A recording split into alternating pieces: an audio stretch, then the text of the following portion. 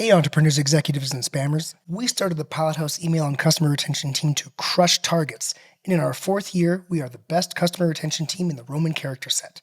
We use campaigns to fire up the addresses you spent so much money to acquire and build effective automations that keep your engagement window fat and drive value that you can amortize over years. The cheapest customer is the customer you already have, and the most effective ad funnels go to high-intent audience. Come to pilothouse.co, fill out the lead form, and ask to speak with me directly. I'll give you a free audit. Back to the show. In the inbox late night, glowing screen, see the light. Email, everything feels alright. I want to talk to you today about branding. I'm going to just explain to you how to think about it and give you some tips on measuring and make sure that you're approaching your brand properly with email. What is a brand email? A brand email is going to be what you can put in an email is obviously way more restrictive than you can feed out, through Google Display or something like that. But the email is going directly into the inbox of the people that are closest to your brand. A taste of what you need to be thinking about when you're going to move beyond the CRO.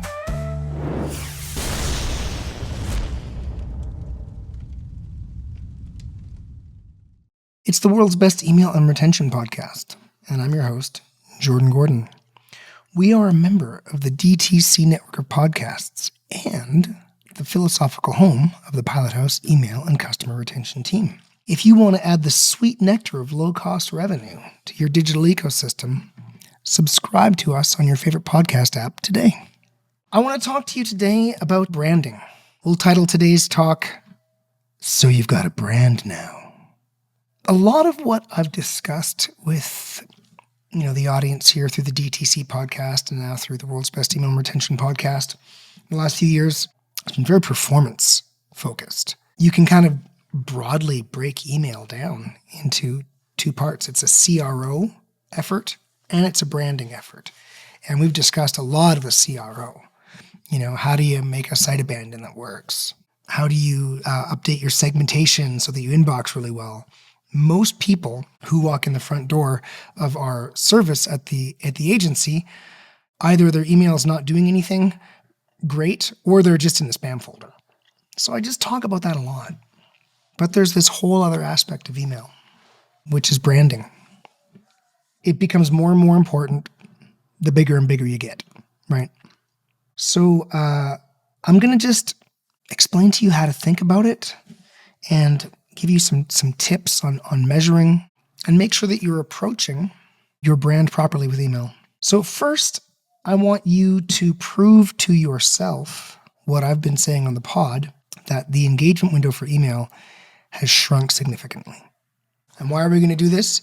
Because mass market advertising, branding, is about how many people can I show this exact same ad? How max wide can I go and get an ROI? Of course, email improves that ROI greatly. So, okay, how max wide can I go with email? And so you'll need to know how much of your audience you can reach with mass market advertising through email. So just do this. Go to your regular engagement segment. You don't need to split this up by buyer and prospect in this case because we're just dealing with engagement window. So go to your engagement segment and set it to 30 days, whatever it is, clicks and opens and blah, blah, blah. Set it to 30 days. Of course, if you've been listening to the World's Best Email and Retention podcast, you'll know that you want to be restrictive on Apple Privacy Opens. So you should not include Apple Privacy Opens in your main email segments. It's good to have some additional segments and be creative with how to market to those groups. For your main engagement segments, you want real engagements. So you want to remove those Apple Privacy Opens. And this is important. Remember, you're not walking away from those people. How many people don't have a desktop, right? What happens when they open on their desktop? It's a real open. So just because they do an Apple Privacy Open on their phone doesn't mean you're never going to get an open from them. And the majority of people are opening on multiple devices. So you are getting legitimate opens. You're not walking away from these addresses. What you are doing is making sure that people are still engaging when you're emailing them. Okay, so we go to our engagement segment, set it to 30 days, and then clone it and set it to 60, and then clone it and set it to 90, then clone it and set it to 120, then clone it one more time and set it to 180. All right, don't worry about 150. And when you do a kind of max wide style email, and that would be certainly a product launch, which is a branding effort, absolutely, right? Include all of those. I think there's 5, right? Include them all. And then go, and you do this a couple times. We're proving to ourselves right now what our actual engagement window is, because we're going to use this for branding. So download it as a spreadsheet. You can go to Klaviyo and just click the button and download the audience breakdown. And keep in mind that the 30 is fully within the 60. The 60 is fully within the 90. It's like one of those little kind of Russian, Ukrainian dolls where the little doll's inside, right? That's what we've got going on here. So what you do on the spreadsheet is you take the 30-day sent, open, and click.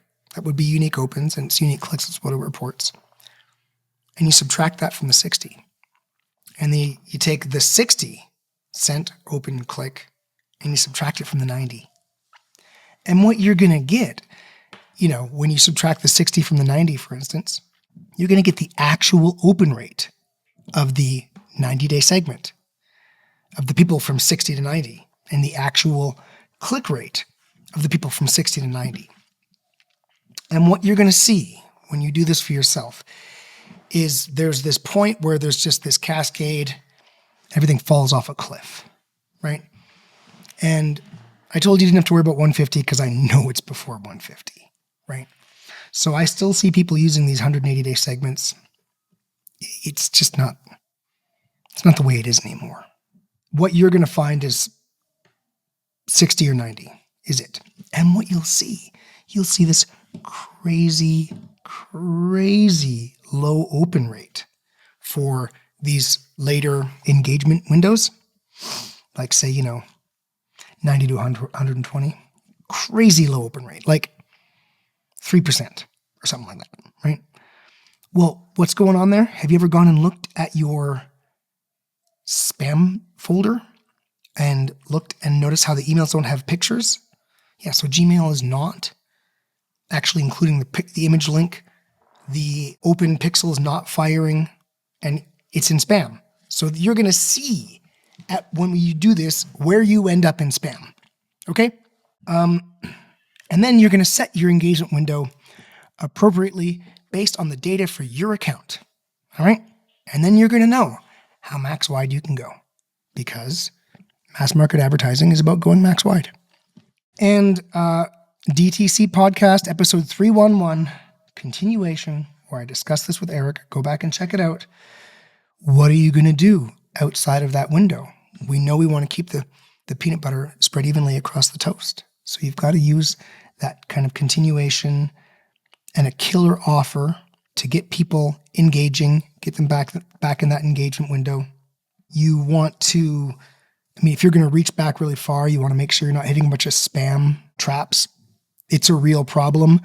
You can look back, 10 or so episodes, the World's Best Email Retention podcast, and find my discussion with Zero Bounce, and get some information there on how to deal with spam traps. And you can use Zero Bounce, recommended, it's a great product, to pre-qualify addresses. We also do this as part of our service. So then you've got your window that you've just proven how big you can reach. And then you've got a reactivation continuation flow going very far back, and you're going to set up some safeties to make sure that you're not hitting too many spam traps and tanking your inboxing. That's the technical setup for you to start really branding, because you're going to keep fattening that engagement window from people who are engaging with this really long look back. Okay. Now, what is a brand email? Well, you've got a brand now. So I assume you're doing some nice photo shoots, right? A brand email is going to be your best photo shoot, your best images, right? Don't put too much focus into the conversion. You're going to just drive someone to a category page. What it's about is about encapsulating the brand message of your photo shoot, because you're going to have videos. We're going to talk about that in a second. But you want to encapsulate the essence of that photo shoot, of that video shoot, whatever it is, in the best still or stills that you have, the best still images that you have, and you're just driving to the category page. Because this is obviously going to be related to some kind of launch, right? Simple emails. A brand email is your simplest email. You do not need to do a whole lot of merchandising. You're going to do that later. You're going to do that later as you get performancy, as you're trying to sell product. Okay, so now you've got your technical setup. You've got the email that you're sending. Let's talk about numbers a little bit. So if you go into something like SEMrush, which you might have, or Google Analytics. Google Analytics 4 is horrible, but Google is still pretty good at measuring Google. So they know how much kind of organic kind of search traffic you're getting from Google, etc. If you put your organic clicks from SEMrush or whatever you're using, maybe you've got a better MTA, maybe you're dealing with like Triple Whale or something like that. By the way, I think you probably live right now as you're hearing this, you can probably go check out our interview with Triple Whale where we discuss a bunch of this really important stuff and how it affects email. So you've got your organic clicks, you've got your email clicks, and we'll just call them traffic. Put them together, and we'll just call that a really, really rough version of owned traffic. Of course, direct load is in owned traffic as well, but it's just getting harder and harder to measure direct load. Absolutely, and you're now needing more and more of these software packages like Triple Whale that will use kind of AI and machine learning to tell you what your direct load is. So whatever, we're just looking to figure out what's going on. So you got your organic clicks, you got your email clicks. I mean, obviously, there's no standard. It's going to be all over the map. But don't be surprised if your email clicks are half of your owned clicks. Don't be surprised if you're driving just as many email clicks as you are organic clicks. Email should be huge. And if you look at this and your email is not, one, maybe you're massive. And so actually you've got so many backlinks. BBC.com is linking to you, and you've actually just got crazy organic traffic. That could be the situation. But, if you're a scaling brand, probably going to, both will be in the same ballpark for sure. And then just go and look at your revenue per session, by the way, for email, and probably dwarfs your revenue per session for organic traffic, because people who are on your email list have raised their hand. They've said, I want your messages. A lot of them are buyers. You're emailing buyers. Buyers spend way bigger than prospects. Now we've got this idea of the impact of email in owned traffic versus the impact of your organic. Because what are we trying to do with branding? We're trying to bump your organic. We're trying to get more people typing your brand name into search, trying to get more people clicking through to you through social pages that are free, right? We want free traffic. Branding is about free traffic. Okay. So you've got a quarterly launch, and we've got our photo shoot, our video shoot. We're spending, $100,000, $200,000, whatever it is. Got models, and you're going to have probably a pretty nice video that you're going to push out through your top of funnel advertising channels. And you've got email. And email, like, what you can put in an email is obviously way more restrictive than you can feed out, through Google Display or something like that. But the email is going to directly into the inbox of of the people that are closest to your brand. So the video that you're sending, this is for awareness. You're going to make new people aware of your brand. And you want impressions. You want, how many people have we shown 12 impressions of this seasonal launch? Maybe it's not the exact same ad. Maybe you've got some different snippets. And ultimately, you're interested in clicks, of course, right? And then email, you want reliable opens. You can measure reliable opens through Litmus, where they'll actually tell you these are the opens that are not Apple privacy opens, right? And of course, you want the clicks too, naturally. Now, your impressions, your reliable opens, that is brand influence. And so that's what you're trying for here. You're using your email as part of this mix to say, how many people can I get in front of this advertisement? And again, the ads are for awareness and the email is to reinforce. So those people already, for someone to get on your email list, they got to get on the site somehow, right? They're getting on there because of your TV ads, because of what you're doing on Facebook and Google, whatever it is, they got there. They bought, they didn't buy, whatever. The email is reinforcing the brand message that they got when they came in through the top of the funnel over time. So over time, you bring people in. If you don't reinforce it, they're going to forget. So email, you must do a lot of branded messages through email to reinforce the awareness that you created at the top of the funnel at great expense. So yeah, that's the impressions and the reliable opens. And if you're not going to use Litmus to measure reliable opens, if you've already made segments that are restrictive on Apple privacy opens, then just take the opens that you see and cut them in half. Just get rid of half of them. Those half are Apple privacy and someone didn't actually open it. Just cut it in half. It'll be fine. It'll be fun. Okay? So that's right. That is brand influence. Now, of course, when they click on the email, they go into your retargeting. If either of them are already on your email list, they're already in Klaviyo, when they click, they go into that retargeting is your advertising CRO. We discussed that there's advertising and CRO.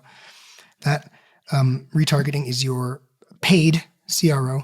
And then site abandon, browser abandon, cart abandon, checkout abandon, that is your email CRO, right? So of course, when you get that click, hey, great, they move into your CRO. They're way down the funnel. Awesome. Meanwhile, the vast majority, what they got out of that was the brand awareness, the brand reinforcement. And what do you want from that? Well, you want to see, ultimately what you want is, like I say, more owned traffic, more direct, more organic, still more email, right? People keep coming back from email because they like your emails, because you're not just sending out 20% off. Here's the exact same message you did a week ago, double tap, but you're actually building a brand inside your email. You're going to keep getting email traffic. And as you increase awareness through the advertising, you're going to get branded search. You're going to get people coming in through social. You're going to get this boost to owned, which equals free traffic. And if you think about this, if you think you got a margin of 20% and 20% of your traffic is owned, basically without that owned traffic, you wouldn't be making any money, right? So boosting this owned traffic is your goal with this advertising. And email is an important part of that, because as we discussed, it's half of that traffic anyway, and it's got a great revenue per session. So the two things you want: one, you want more owned traffic. Two, you want brick and mortar. Look, you want people walking into the store. I don't know what your brick and mortar situation is, but at some dollar amount, people go to brick and mortar, or maybe you can think about Amazon as that too. At some dollar amount, it seeps out of your core e-commerce ecosystem and it seeps into stores, and you've got to be in the stores, right? Especially if you niche down, you say, look, we're gonna get Houston. We're gonna own Houston, right? Okay, well, if you're gonna own Houston, you better be in some stores in Houston. So you want that owned, the boost in owned, and you want the boost in brick and mortar. Now, how are you going to know if you're achieving any of this, right? Because, MTA software, we'll get there in a second. But go into your Google platform and see if you're getting branded searches. If you're getting branded searches and it's up, it shows that your efforts with the ads and the email that we just had, the impressions and the reliable opens, if those things are effective, you're going to see that boost in-platform branded search. And why am I saying in-platform? Because you're going to set up an MTA, multi-attribution software. And what's it going to do? It's going to move stuff around. It's going to use AI to say, hey, actually, this is huge influence from this, huge influence from this. And it's going to drag that influence up the funnel. Branded search is pretty far down the funnel. It's going to say this advertising is working and this advertising is working. And it's going to take that revenue, that last click bottom of funnel type revenue, and share that revenue up the funnel. So you can't use the MTA to prove the MTA is working. So go in the platform, right? And then, like we just discussed, if you want to know if brick and mortar is working, then you need to niche into an area. And if those impressions and reliable opens are working, what happens when Lululemon sends out an email? People go into the store, right? Whether or not they've ever bought online. The email goes out, hey, new seasonal launch. They walk into the store. So you need to niche into a geo to see the boost in your brick and mortar, and you need to go into platform to look at your branded to see people are searching for your brand. Okay? Now, of course, like we discussed, you're going to have an MTA, multi-touch attribution software, and it's going to then, now that you know it's working and you've audited it yourself, if the MTA agrees with your manual audit, you're going to go, hey, what's the MTA say is going on?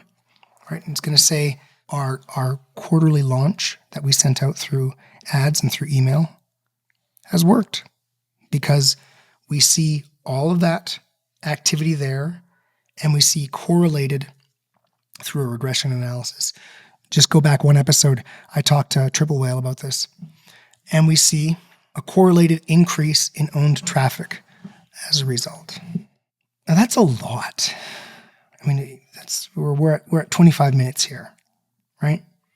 And that's just a taste of what you need to be thinking about when you're going to move beyond the CRO. So we'll keep talking about email and using it for conversion rate optimization. We'll keep talking about that. But the world's best email retention podcast cannot only be about how to get someone back on the site to purchase, because email is so much more than that.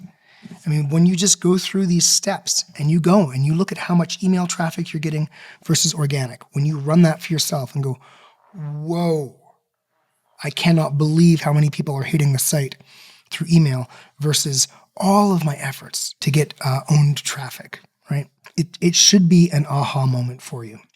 Now, what are we doing? What are we doing with email? How do the results manifest themselves? Just email revenue? No, we just said an MTA is going to actually shift the revenue around. So the email efforts will manifest themselves in email revenue. They'll manifest themselves in owned revenue. If you're properly synchronizing your base with paid advertising, then it's also going to manifest itself in paid because you're actually sending your segments into Google and Meta, right? All of these efforts will manifest themselves in these ways. 1, prospects in your email list will become recent, active, first-time buyers. Active first-time buyers will become active repeat buyers, right? Active means they purchased in the last 12 months. This is your base. And inactive buyers, so they haven't purchased in the last year, but they're part of your base, will become active repeat buyers. Prospects become first-time. First time becomes repeat. Inactive becomes repeat. That's how it's going to manifest itself, right? And what you will be doing is increasing the LTV of your base, right? Your active base will have a larger LTV, which proves to you that you can make more money if the lights get turned off. When you've got a higher LTV for your base, then if ads get turned off, you know you have a system that can produce you email revenue if you got a tough quarter or something like that. This is the promise of email. Oh my God, everything's changed. We need money. Oh, we've got this great email program. So while we're doing this branding that we just discussed, right?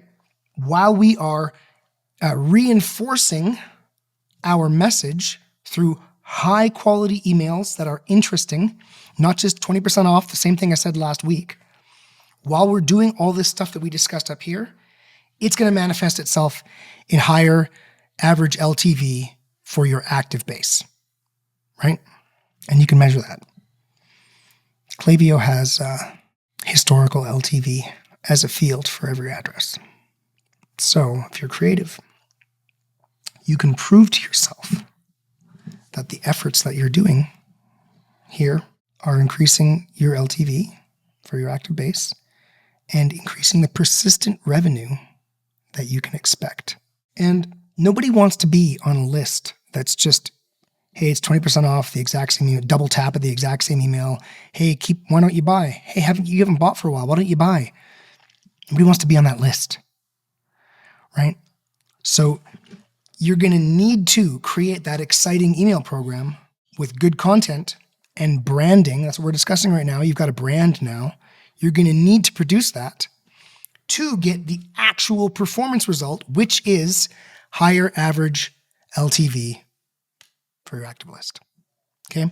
Otherwise, it's all CRO. And look, email for CRO is great, right? But it's just all you're doing is the bottom of the funnel. And everything you're doing is just a function of what's happening further up the funnel. Whereas when we talk about this, when we're talking about using email as a branding tool, as we have to reinforce the brand for people who have already come in the funnel, we are dragging email up the funnel, and it is influencing what's happening further up the funnel, rather than just being, hey, someone was on the site, let's send them an email and see if we can get them back in their cart. So you've got a brand now, right? Here's the things you should be thinking of. Thank you very much for joining me again, everybody. I've been having lots of talks and guests, but I didn't want everyone to just, think, oh, well, this is just a podcast where I'm going to have guests on. I'm not going to talk about anything important. This one right here really lays the groundwork for scaling brands and how they need to be thinking about email. And it actually does tie it to retention, because when you increase the LTV of your active base, you're actually doing that by driving more repeat buyers. So there's actually retention in this too. It's all one thing. So this does lay the foundation for some more future talks. I'll tell you what, entrepreneurs, executives, and spammers, have fun spamming. In the inbox late night, glowing screen, see the light. Email, everything feels alright.